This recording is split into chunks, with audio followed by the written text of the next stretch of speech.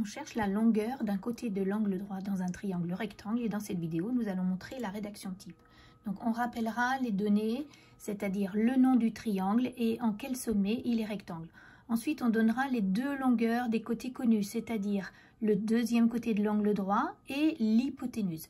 Ça nous permettra de vérifier que les deux unités sont cohérentes. Si elles ne l'étaient pas, si elles n'étaient pas les mêmes, eh bien il faudrait convertir pour obtenir les mêmes unités.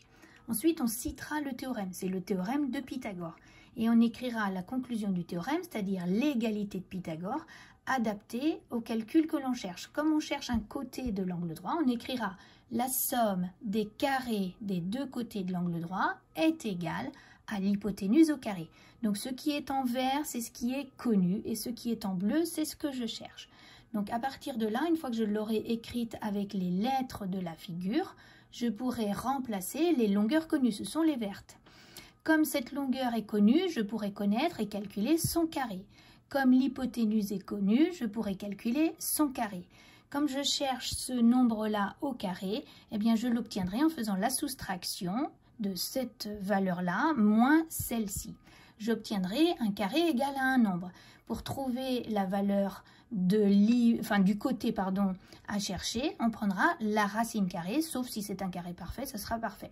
Et donc là, on trouvera que le côté de l'angle droit, c'est la racine carrée du nombre trouvé ici. Et ensuite, soit avec la calculatrice, certainement avec la calculatrice, on trouvera une valeur exacte ou une valeur approchée.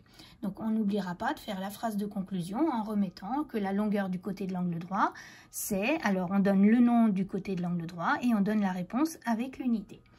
Et ensuite, on fait une relecture de son exercice. Est-ce que la longueur trouvée est bien inférieure à la longueur de l'hypoténuse qui était une donnée de départ? Si c'est oui, on a de grandes chances que notre calcul soit bon. Si c'est non, eh bien il faut refaire le calcul, on s'est trompé dans l'égalité de Pythagore.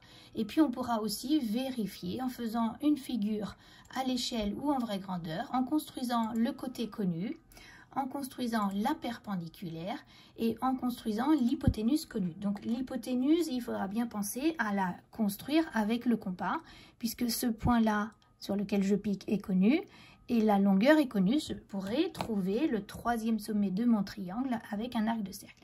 Ça me permettra de tracer le côté de l'angle droit que je cherche, puis avec la règle grade V, de vérifier que ce que j'ai trouvé par calcul est cohérent.